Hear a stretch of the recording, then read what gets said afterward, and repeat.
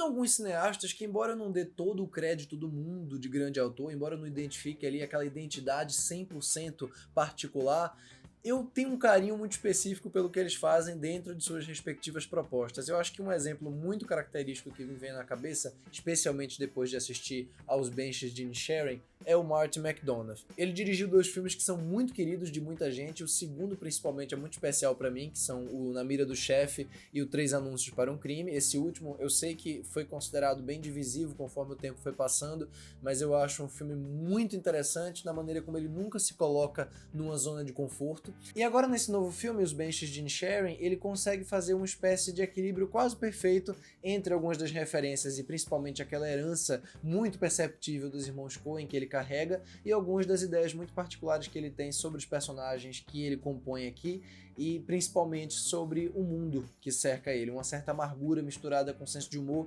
que me é muito interessante e que aqui funcionou às mil maravilhas. Antes de entrar em mais detalhes sobre os Benches de Inisherin, eu vou lembrar você que por acaso ainda não fez isso, não se esqueça de se inscrever aqui embaixo no canal e não se esqueça, lógico, de curtir também o vídeo, porque isso ajuda muito o canal a crescer e o YouTube a recomendar o vídeo para outras pessoas. E também não se esqueça de deixar o sininho das notificações aí embaixo sempre ativado, porque só isso vai notificar você todas as vezes que a gente postar vídeos novos aqui. E caso você goste do conteúdo, você pode me acompanhar também tanto na minha conta do Twitter quanto na minha conta do Letterboxd. Nos dois casos eu tô sempre fazendo comentários sobre filmes que eu assisto ao longo das semanas, especialmente lançamentos. O que desde o começo me atraiu muito nesse filme aqui, Os Benches de Inisherin, é que o Martin McDonagh poderia muito facilmente usar a premissa super simples que ele tem aqui como uma mera desculpa para se expandir e começar a trabalhar outros temas e começar a falar de outras coisas e começar a querer ser uma espécie de alegoria sobre o mundo em guerra da Irlanda ali durante os anos 20, porque é esse o contexto em que a história se passa. Ele vai se passar especificamente em 1923, que é quando está acontecendo a Guerra Civil Irlandesa,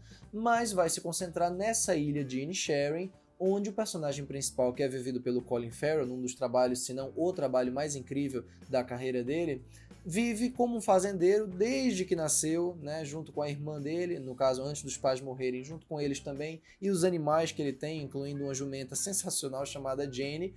E eles vivem uma vida absolutamente pacata, tranquila, como se vive numa ilha, mesmo com a guerra acontecendo ali na outra margem, né? O que acontece é que o grande amigo dele, um amigo de toda a vida, ao que se sabe, que é o Colm, interpretado pelo Brendan Gleeson, num dia aleatório, que é justamente o ponto de partida do filme, o ponto de start dos Benches de Inisherin, não quer mais falar com ele. Ele chega no pub, que é onde ele sempre se encontra com o Colm para conversar, e o Colm simplesmente não olha na cara dele, não quer falar com ele e deixa bem claro numa conversa que eles têm: não quero mais ser seu amigo, eu não quero que você fale comigo mais, eu não quero que você chegue perto de mim, não me dirija mais a palavra, sem que um motivo específico seja explicado pra gente. A gente não sabe por que o Colm tá fazendo isso. E o que é curioso é que ao longo dos Benches de Inisherin, ainda que algumas explicações, algumas coisas sejam ditas e debatidas, né, e discutidas entre esses dois personagens,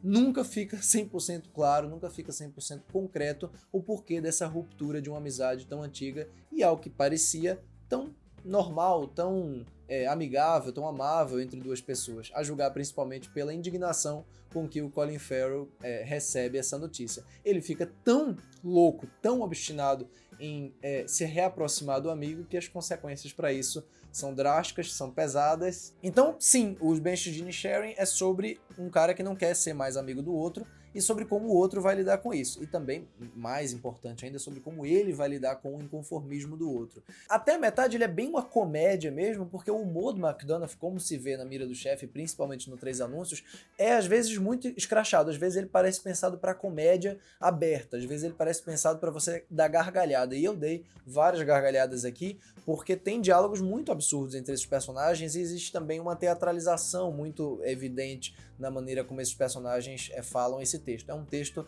muito estranho, não é um texto tão comum assim, não é um texto tão fácil, e eu acho que exige que todos os atores estejam em perfeita sintonia com o material, e é o que acontece. Todos, absolutamente todos os atores, desde os 4 principais, né, que estão todos indicados ao Oscar, Colin Farrell, Brendan Gleeson, Kerry Condon e Barry Keoghan, numa interpretação memorável também. E a Kerry Condon é a minha favorita esse ano na categoria de coadjuvante, sem sombra de dúvida. Mas também os personagens coadjuvantes mesmo, aqueles que têm, sei lá, 2 cenas no filme, às vezes uma cena, mas eles deixam uma marca muito importante. O Martin McDonagh cria, ao longo desses 145 minutos, mais ou menos, do filme,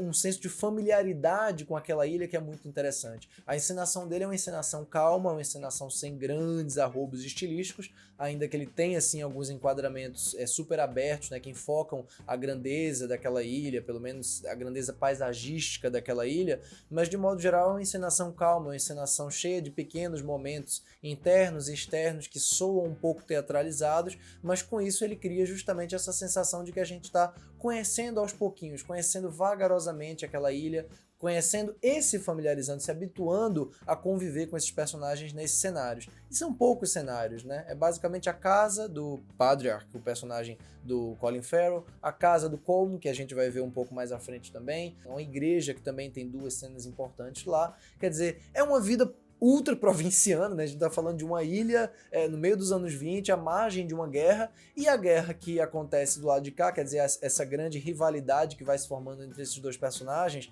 ela importa muito mais ao filme do que aquilo que tá acontecendo do outro lado. Parece que todo mundo ali, de alguma forma, fica afetado com esse clima, e é muito interessante como os personagens coadjuvantes que eu mencionei, que são todos memoráveis, aparecem no filme de maneiras bem pontuais também. Eles aparecem para falar uma frase ou para citar alguma coisa que de alguma forma vai ser importante para que esse personagem entenda ou entenda menos ainda o que está acontecendo naquela relação dele com o amigo dele. Ao mesmo tempo que o Martin McDonagh faz isso, ao mesmo tempo que ele faz com que os coadjuvantes sejam fatores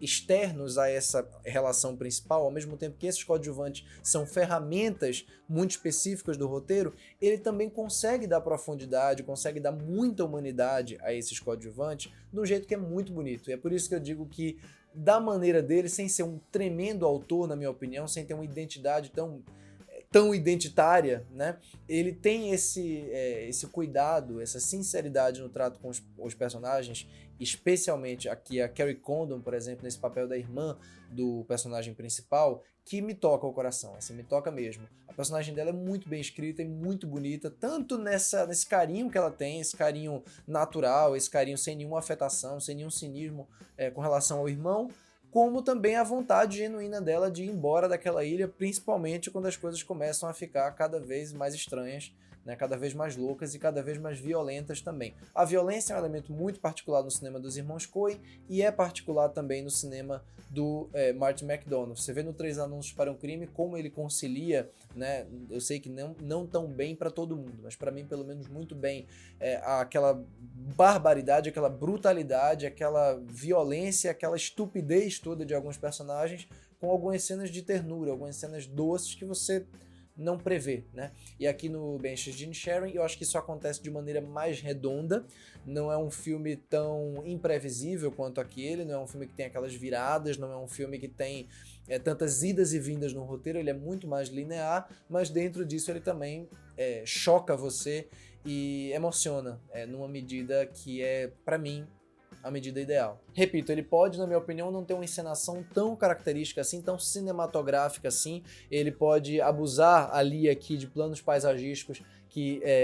dão essa aparência de filme bonito, né? A fotografia aqui do Ben Davis é uma fotografia que apela para essa beleza tradicional de você ver uma ilha ao sol se pondo e esse tipo de coisa, mas tudo isso, acho eu, também é feito com certo cuidado. Eu não acho que seja um filme que fica querendo se fazer o tempo inteiro de bonito. No final das contas, ele é muito bonito sim por outras coisas. Eu acho que ele mostra de uma maneira bem particular e bem interessante como precisa haver humor, precisa haver humanidade, precisa haver graça nas coisas, porque senão até a ilha mais remota, mais provinciana, mais simplória pode ser tomada pela barbárie, pela desesperança e pela amargura.